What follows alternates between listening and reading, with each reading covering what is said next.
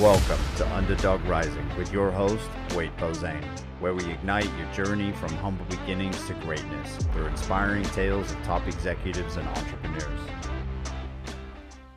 Welcome, everybody, to Underdog Rising. Today, we have Lauren Holliday. She's a marketing freelancer. Lauren, it is great to have you with us. Thank you for being here. Thank you for having me. I'm excited. I'd love to just jump into a quick fire round. Works for me. What's your favorite book or movie that inspires you? You know what got me into journalism, I think, would be like Sex and the City, which sounds so stupid, but that's how I kind of discovered my niche into writing. Was I wanted to be Carrie Bradshaw, and then it just morphed into like educational type stuff. So that may not be a movie, but it's like, a television show kind of works. What's one thing that you wish you would have known at the start of your career? Ooh, that everyone lies online. I'm not trying to be a negative Nancy, but you can't believe everything you read. What's your go-to productivity hack? Zonebox. It's a time boxing tool. It was like $5 or something for a Mac app, and it just times it. And then I'll put in 60 minutes for something or whatever. And it helps me because I'm like on a time box, or I'll go to different locations. You should go to like 3 different locations if you have 3 different projects, and then do the hack where you don't have your charger. So if it dies, you need to begin that time to get it, before it dies. Very interesting. What's the best piece of advice that you've ever received? Do what you love and the money will follow. Who is your biggest inspiration in the business world? That's a tough one right now. I used to worship people in the business world. Right now, I would say my biggest inspiration is probably Brad Zomick, who's my old boss in 2014. And he's really been there for me in this transition because I was a little down for a while. And so he's motivates me to be we have different personalities, and he just brings me up to be oh, are you working on the right thing right now? You need to be your own boss. Don't get in the weeds. So Brad's really been a great influence in my life right now. That is awesome. I like that, because it is sometimes we need those individuals to help keep us on the straight and narrow and, isolate what we must focus on. What is one skill that you wish you could instantly master? Oh, that could be a tie between 2. TikTok videos, I need the self-confidence part of it. And also videos, very different than writing. And people can be more critical of your face and features and stuff that aren't even important to the video. And then also, I want to make visuals like Anthony. I'm not sure how to say his last name, but Pierre. I think that's Fletch PMM co-founder, and his visuals on LinkedIn are just, they're so educational. They're so beautiful. They're amazing. And I want to be like him in that aspect where I can make visuals like him. Yeah, video is definitely don't want to say, new thing, but obviously in this day and age of social media, I think it's definitely impactful to know how and be comfortable doing as well. What's your go-to strategy for overcoming a creative block? I think just brain dumping, in a Google Doc. I'll open a Google Doc. I don't really write as much as I used to in paper and pen, which is probably stupid because that really does get it out too. But I find just typing all my things I'm thinking and then just organize it later. It's chaos in the beginning. And then, so I think that really helps me. What's one thing that you do every day that contributes to your success? Oh, I definitely think walking on the beach every day and going in the ocean. Just because it helps my mental health. And I have a lot of energy. So I remember my old trainer saying, he's like, Lauren, you have so much energy in you. If you are not working out every day, you're going to be crazy. So it makes me really anxious when I don't work out, because not crazy, but it makes me anxious to not work out. And once I do, I feel so much lighter. And I like to do it during the middle of the day too, because it's a nice break. And I like to do it during lunch and then just snack during the day, little mini meals. What is the biggest risk you've ever taken in your career? Moving to Boston, and it was the best risk of my life. I miss it so much. It changed my life because I come from South Florida, and I did it randomly. I got the job, moved within 3 weeks, and I had never been to Boston. I never lived Sosno, and the people are just different there. They're smart. You're around. Yeah, I lived in Harvard Square, so it's just you learned, and you're always motivated, and going to places like HubSpot and working and all these places, you just met so many people that were so cool. And so the biggest risk turned out to be the best thing that happened to me because it made me a better person. That is really incredible. I think, a lot of individuals are nervous to move and take the risk to step out of their comfort zone, which can be home, because I think people need to hear that so they can be comfortable with taking a risk and a chance and moving and seeing themselves evolve when they, take that risk. So I appreciate you going into that. If you can give us a summary of your underdog story and career journey, just so that the listeners could better understand you, that would be phenomenal. Yeah, so I will give you, it's been a while since I've been in college. So old millennial here. When I actually dropped out, I'm 28 credits shy of my journalism degree. I'll never go back because I wouldn't want to mortgage my life away to get a degree unless you're a doctor or something. And so basically, when I dropped out, I had to move back home, and that was really hard until 2013, when I finally got that new job and it relocated me to Boston. What I did was just kind of like freelance for small businesses because they are more accepting of you doing not so great work when you're not like a pro at first, because I had only done 2 unpaid internships. And so I did a bunch of different like stuff. I would do like make the WordPress website, and then I would market it for them, and then stuff like that. And that got me my career in Boston, which is a huge jump. I feel like it ebbs and flows, like it's not always a perfect, like, just because this is what I didn't understand when I started my career. It's like, just because things are perfect right now and they're going up and up and up, it doesn't mean your life isn't going to go like, down again, just because you don't know what happens like between your personal life or whatever, something bad happens and you get down or whatever. But basically I was able to do that, relocated to Boston in 2014, like January, got a job at a programming boot camp where I was the marketing director. Actually lost that job like after 3 months because the developer, like there's a developer co-founder, and he kind of just, I don't think he really enjoyed my personality. But it was okay because I got jobs right away because the networking I had done already. So like I let myself like, cry for a minute, and then I got back up and I just started emailing people to get like, my work, and that worked. And that's how I met Brad that I just told you about. And then I just think every experience, like I liked having different, like I like my hands in a lot of buckets. That's why I like to say I'm a full stack marketer, but I like really am, because I have done something different in every place. And but it's always been a focus on content that grows the business, but not content like, but content that's genuine and like makes people love you, not just like this SEO content stuff. So yeah, like I don't really know if that's, I would say I'm like at the highest I've ever been. But I definitely feel like I'm really excited again. So like you go, like I said, through those ups and downs of excitement. And I'm really finally excited because I finally feel like I can go out on my own and be my own personality. One question I did want to ask that kind of came out of what you mentioned right now was, you mentioned you were in a job, in a position for 3 months, and then you were let go. But then obviously that hurt. But you mentioned that you were resilient and you overcame that, and you just started, emailing and applying for other positions.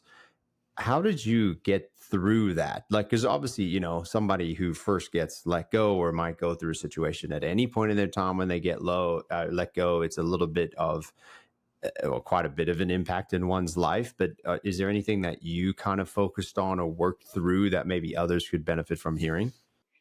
Yeah, so it's never easy to get fired because you start feeling like you're not good at what you do, and you start to feel like, you're kind of like a loser and like, oh my God, like I messed up and all this stuff. But really, 3 months isn't enough to give someone to really know what they're capable of. And I didn't realize that people just would let you go for personality reasons and not really results reasons.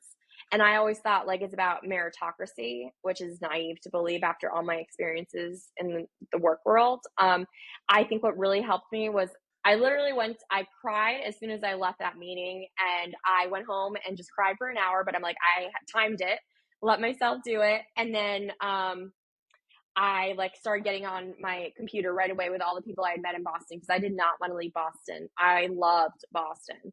And so what got me through also was that I lived in a co-living space at the time called Crash. And it was like they had like different places, and um it was like a smart frat house. It was so much fun. And all the people there were like so supportive of me and were like, you can do it, like you can get through it. So if you have like a support system, it doesn't have to be your parents or family, just people who get you. Like that's why I think being in communities, and that's why I love when people do privately DM me and say, oh my God, that resonated with me so much. Not because I want them to be sad, but because I want them to know you can still survive and make it. And it's not really always you. It's usually, I'm not saying I'm like not ever wrong. Of course I am. But also I think that a lot of the world is wrong systemically and stuff like that. So you really have to like not mind screw yourself like by thinking, oh my God, I'm a loser. I can't do anything because this job fired me. It has more to say about them sometimes almost than, and jobs will always make it your fault, right? Because they don't want the liability. So I just think it's really important to not get down, talk to people. Don't like, I usually find that my parents aren't very, like if I told my parents that I had been fired, I actually told my brother, and my brother like was the meanest about it. Like, and he was so young, he didn't even get it. And so like I would get mean texts from them, but I just know now not to tell my family things like that. And I know who I need to go to get the support that I need to have the confidence in myself to be more, you know? Because a lot of parents are out of touch with the reality of how work is today. I agree with you. And I think, they grew up in a different time as well. But it's always very interesting. Those that you think are the closest to you will always be supportive, but at times they're definitely not, and sometimes you have to turn it out to like minded folks in the industry to give you that support that you might need at that given point in time. So I appreciate you sharing that. And then, sort of staying in the same vein, can you just elaborate on your decision to become self-employed and the challenges you faced in making that transition? You know, I kind of always have been a little self-employed because I've been like full-time contractors for most of these positions, even though like you think of it like a fractional CMO or something like at Go Skills. But like, I basically was the head of marketing, but I was paid on a retainer fee. I was a full-time employee. I was in Slack and everything. But I didn't have like all the benefits when I was at Cisco. I was a full-time contract employee, 40 hours a week, and doing, managing all the relationships, being in teams. I'm not trying to be a negative Nancy. I'm just trying to be more honest so other people realize it's not just them. I had a row of bad experiences. And I think I've had more bad jobs than good ones. Like I can't say that about HubSpot. That's the biggest career regret of my life, leaving HubSpot. Skilled Up was amazing. That's where I met Brad. There have been these great experiences. I think that's what's, kind of spurred me to go out on my own. I'm like, and which I'm trying to do now. Like I'm trying to get from doing services for people to like build my newsletter at the same time. And then like, I want to do funny stuff. I want to do stuff with personality. I don't want to do all this dry content that everyone does. I don't want to be a sheep. I want to be a black sheep. Like, you know what I mean? Like, so I think that's really pushed me because you can't do that stuff when you're looking for a job. Like I couldn't have posted what I posted on LinkedIn today if I was looking for a corporate job or if I was looking to, and I don't want that anymore. So it's not my MQL. So I just am starting to be me and it's resonating with the people I want it to. So like I'm trying to simultaneously find those people who accept me and like my personality and they want me to do their stuff. And while I build up my newsletter and that other stuff, to be even more self-employed, like really my own boss. You were very heavily focused on SEO and blogging, but where is your focus now shifting today? So my focus is shifting to doing like WordPress websites again, for like more local businesses because they have a really big opportunity gap. Except the only thing that kind of sucks about that is they have lower budgets, which is why you have to find the right ones. But also I'm doing like LinkedIn. I think LinkedIn is a really good place to start being like they're looking for different types of content. There's so much of the same exact content on LinkedIn.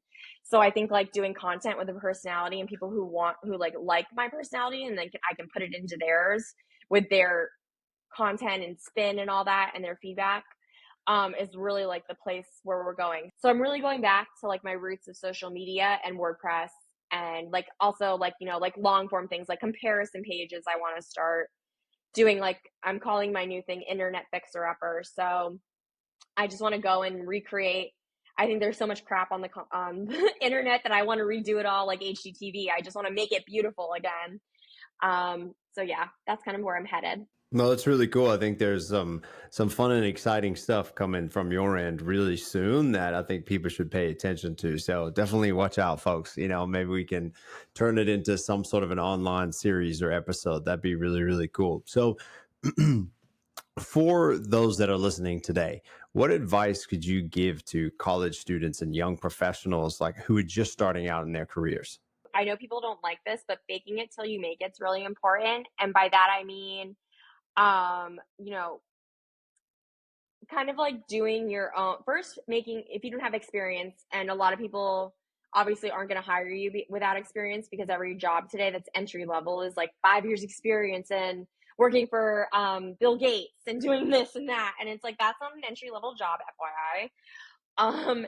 And so I think being giving yourself leverage, like making friends on LinkedIn, posting on LinkedIn, showing what you know, but not in these old school ways of like how my first post that went viral would be an example of this, is like how I went from underemployed waitress to the top 1% of millennials in 6 months. Like that style doesn't really vibe anymore because everyone's done it. And it's kind of like, I even think Jarmesh Shah just posted that today, so I kind of stole that from him.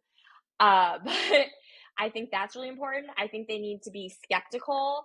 I know everyone needs to make money and stuff, but I also think you need to like, you're only as worth as much as your last job. So you always need to inflate how much you're asking for, because people are like, oh, if they're too cheap, like what's wrong with them? Like, why are they charging so little, or why are they doing? And that really makes a difference, because the right people, and looking for red flags, like is really hard to spot at first. Like my friends who are Gen Zs, and I've been where they've been, like they'll reach out to me, and one of my good friends, she's messages me when she gets a new job post. I'm like, I think that's a scam, or like, I think that has too many red flags. I don't think they're going to give you money. I've been there, I've done that, which she'll be like, oh, well, I'm just going to try. Cause she's like not desperate, but she really like she did a design boot camp. And so she has experience, but no one's really giving her a chance cause she's so young. And so I'm like trying to get her to like, also listen to me where she goes on LinkedIn and optimizes her profile. Cause then I have, almost like 7,000 connections or something like that. I could post about her, and then that will help her gain traction and stuff like that. So like, I really think making friends, being skeptical, looking for red flags. And when you see the red flags, like dip. So touching on sort of the, LinkedIn, et cetera, because you have vast experience in it. What are some things that folks can do today to build a personal brand on LinkedIn and get themselves noticed more? So what I've been telling my friend to try to get her on LinkedIn, I'm like, let's just do a LinkedIn. Let's just sit together and do it like together. I actually wrote a whole post on this of how to optimize your LinkedIn profile. But I think step one is like making it optimized, really focusing on your picture and your headline, because that's like the familiarity effect. The more people see your face and it's the same picture across platforms, they get to notice you, and then they feel more connected to you and stuff like that. And then your headline's so important because it needs to be creative and stand out, I think. But then, going into all the other stuff is really important. But I won't go into all the details of the LinkedIn profile. But basically, I also think what's really important and what's been helping me grow recently, before I even started posting, was commenting on people's posts that I liked, even if it was someone I didn't like and I had a disagreeing opinion with, because it took me a long time to be able to voice a disagreeing opinion and not be scared, like, oh my God, they're going to come for me. Now I'm not really scared anymore because I have the experience and confidence in my ability to know that, like, maybe I'm not always right, but like I will bolster my opinions with facts and stats. And so leaving genuine comments that get other people to respond, not like these emoji fire comments that's like commenting for reach. Like, you know what I mean? It's more like, having almost like a debate, or like sharing something that you experienced. Like I leave kind of longer form comments, and that's really helped me because it's gotten me so many private DMs and stuff. And made new friends with people, and now we support each other and have our own little pods, like, to help ourselves. To your point, so many people will post for the author right? Where they'll like agree with them or they'll just say, yes, what a wonderful post. But it's if you actually write your comment to where you're elaborating further or adding, giving more value to that post. People live in comments this day and age, right? Everyone loves to go and see what people are commenting, how they're getting involved, and what their perspectives and viewpoints are. So definitely don't just go in and say wonderful post. Be more engaging. To your point, sometimes there's a disagreement. People have different perspectives, so get involved in a different way. Not just don't just comment for the author's sake. Yeah, and that usually gets you your own following, because while people may not like it, well, a lot of people do now, like when I share a link about them or like something that has proof, you just need your people to back you up. So that leads me to a next question: is you have a lot of passion for things that you've been involved in life. What motivates you in life? So money, results, and because I'm competitive, and then helping people, making them like people who are like me, but just younger, kind of, that don't have that experience, to realize how like the world's like a bunch of sharks. It can be a very vicious place. You know, you have to be prepared for it. Sometimes there's going to be things that will come across your plate and they'll be unexpected, but you have to be able to work on your mindset in order to overcome it, but also be cautious. You know, they say money loves speed, yes, but at the same time, take that opportunity to slow down, you know, look at things, analyze them, and make sure that it is something that you should go into. You know, you touched on earlier with your friend just about some things can be scams and some people will take advantage of others. So definitely slow down and take your time to push into that area. You had stated that you were cut off from your father, right? When you were around 21 years old, which is very interesting.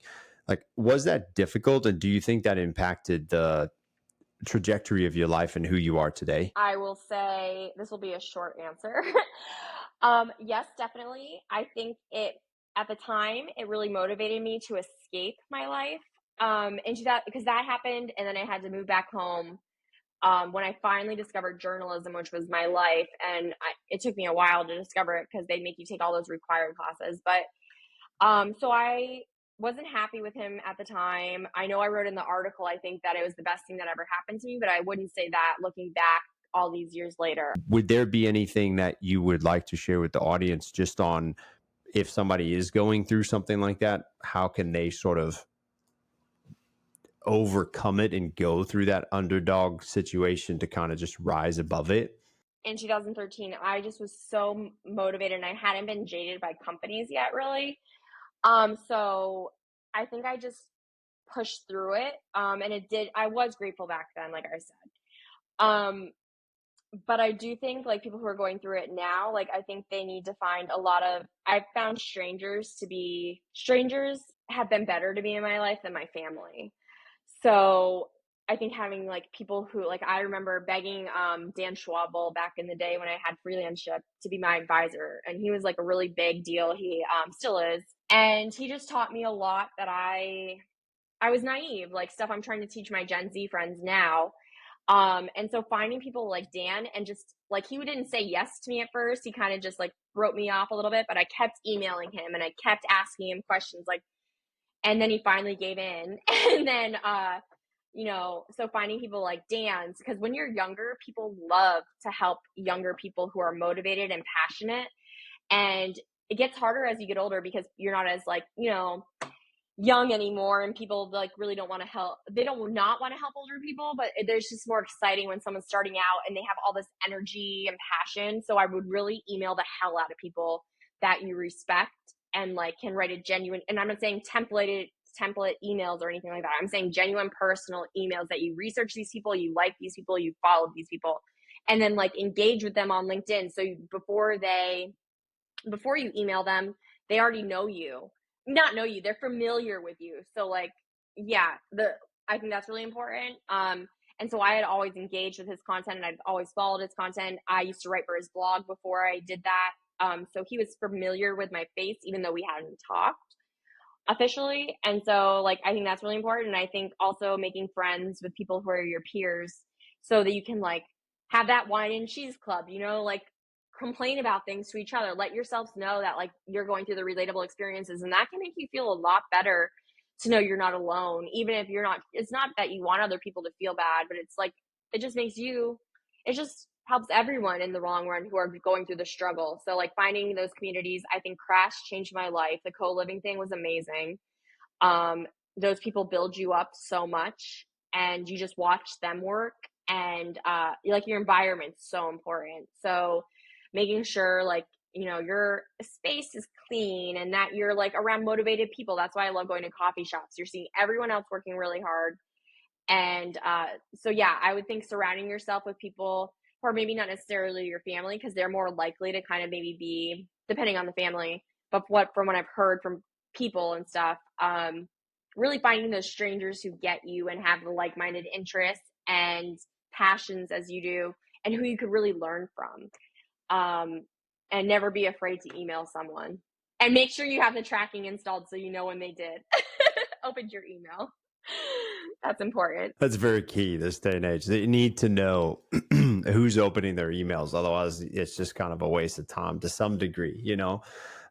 Be persistent at how you kind of reach out to folks. And I think in this day and age, there's so much opportunity for that because it is readily available on any platform. You don't just have to do email. Go out on Twitter, wherever they're, you know, kind of most active.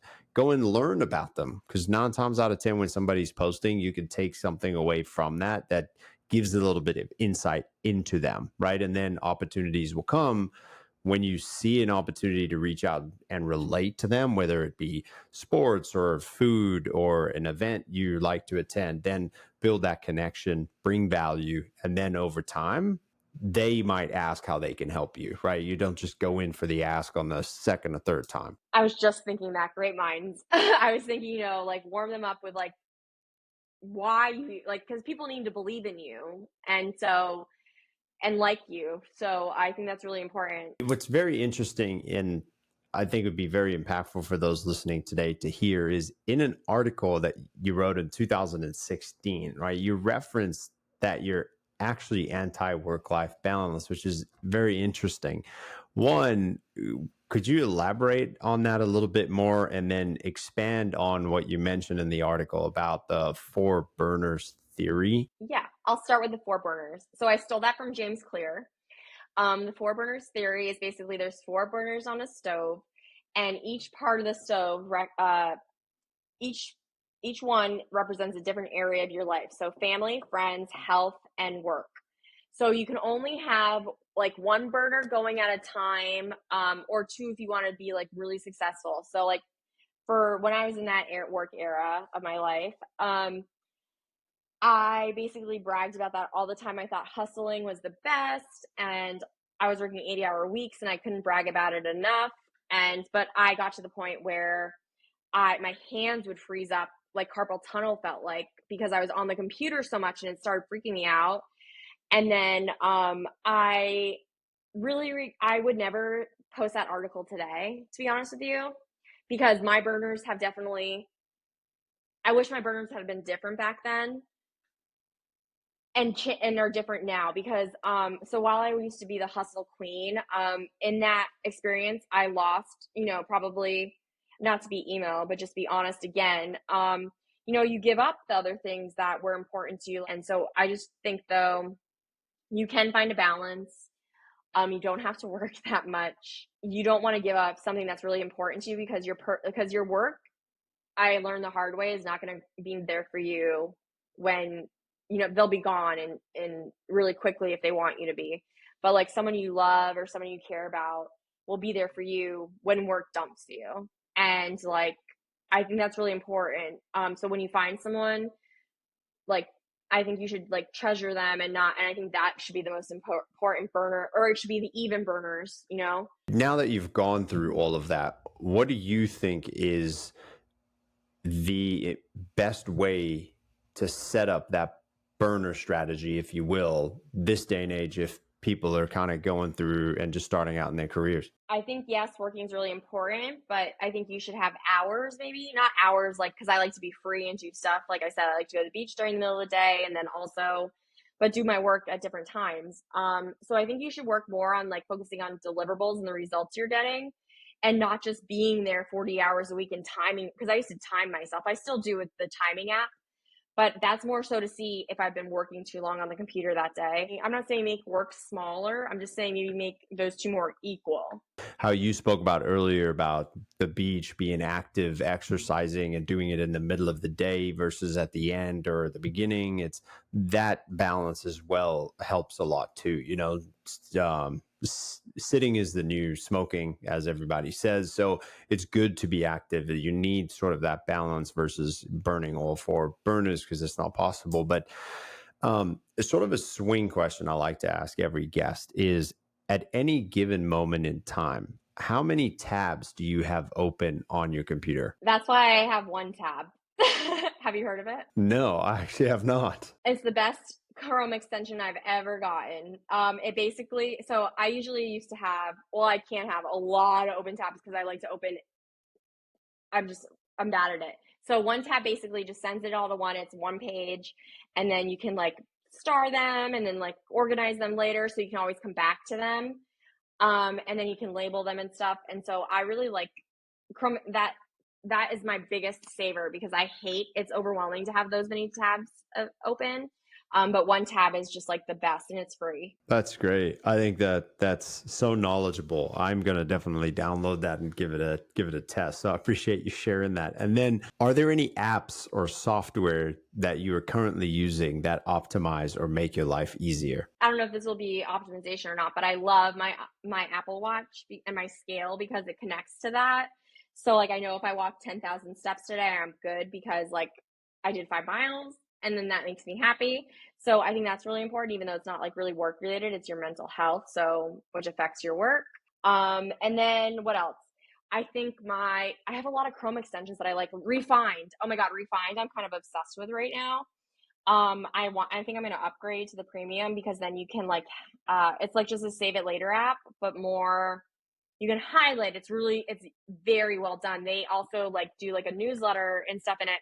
It's just a really well done app. And it's a hidden gem to me. Besides Get Pocket and then, like I said, Refined, Web Highlights, which is another Chrome extension, but it's also an app. And I just like being able to highlight on the web and then it automatically saves it to my app, and then I can go in and look at all my highlights and organize them into different folders. So that's really important to me. And then I like this is going to sound like a silly one, but I love my Reddit Chrome extension that was like, tells you if a page has been already submitted to Reddit and then like how many times and in what subreddits, which is useful to me because then it's like, oh, I know I can't post that. Someone already posted it. Oh, and Canva. I live in Canva. I think Chrome extensions are sort of a hidden gem that people don't know about and don't leverage enough. So it's good to hear, straight from you all about things that help optimize and streamline your life so that they can go in and, leverage them in their own lives. So you've gone through a lot of transitions within life, which means you have a lot of aspirations and goals as well, right? That you would like to achieve within your own life. So how do you measure success in your professional life, and has that definition changed over time? Yes, and I think that definitely goes back to the 4 burners question you asked me before. I used to measure success by being a Forbes 30 under 30 or getting into Y Combinator, or some other vanity metric. So I think that's changed. I really like to I know I like to be a deep worker now, like do my own stuff. And then like outsource as I need to. And I just don't care about these vanity metrics anymore.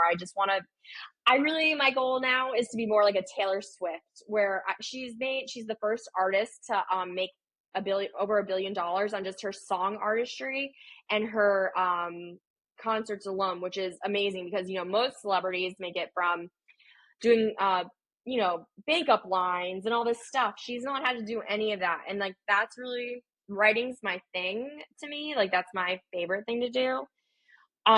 So I just want to like become like that almost, but I know obviously I'm not as cool as her, but where I can sing all those songs and stuff. My voice is awful, but just more of like that kind of stuff where it's more like fun and like also calling people out nonchalantly and stuff like that. So I think my things really changed to being just like this, let me follow everyone, let me be the perfect like corporate person. And now it's just like, no, those things don't matter as much. And I think it's important for kids to know today, like those metrics are vanity metrics. So spot on. And I think that's exactly what people need to hear, because it's okay being yourself, but people think that they have to mold themselves into a certain way. And it is challenging, because you are going into a structure that is kind of already set in its ways. So there are challenges that you have to face. But I think it's important that you touched on, sort of just self-evaluation and internal reflection to know who you are, what you believe in, and then potentially, either start something on your own or take that time to find a company or a business organization that it fits who you are, in a sense. Because I think there are out there, especially nowadays with, remote work and newer businesses coming up. And I think that there is opportunity for people to step out in that. But those points were so spot on. Yeah, I definitely think startups too. Sorry, just a caveat on that. I do think it's different based on where you are in your career. If you're just starting out, you can't really be the loud person like that maybe I am right now. But I'm 14 years into it and I've inched my way kind of to that loudness. Because I have the full portfolio, I have the results to show. That's not to say I think people should be like quiet and stuff, but I think, like they need to inch their way there after they have proof and leverage. Like leverage is so important before you just go out and be crazy like this. And you touched on leverage before, and it is interesting because you do need that, and when you first start out, that's what you're building. You're building that leverage and that validity within yourself to step out. So I know you've touched on a lot of valuable information, but as we sort of round out, like, what is one piece of advice that you would give someone facing a major career hurdle? I think like I said, communities, finding people who you can talk to, even if you private, like maybe someone like how instance for me that you can feel more comfortable. I'm not saying, like I'm the only one you can reach out to, but there's people you get the vibes from who will be more accepting of you sending that private message and kind of maybe being a little more honest. But I would start with like my peers, and really find those communities. And that can be really motivating. Like I remember Online Geniuses Slack group was huge for me back in the day because I learned so much from different people. It got me like a lot of connections and job experiences. And so I think like being involved in the community, doing your own side projects with your peers and yourself, that gives you leverage because then it gives you proof. And then like I think you should also like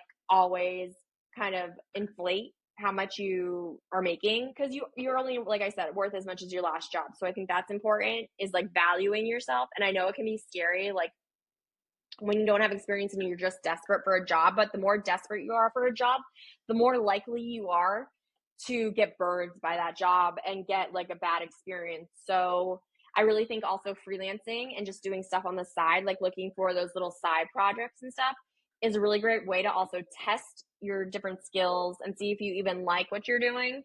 But I really think it helps just to know everyone's been there and people just don't tell you about it publicly. I really appreciate you spending time with us this evening, kind of walking through all of your knowledge and sharing your advice through your career journey. Oh, I'm so thankful that you invited me.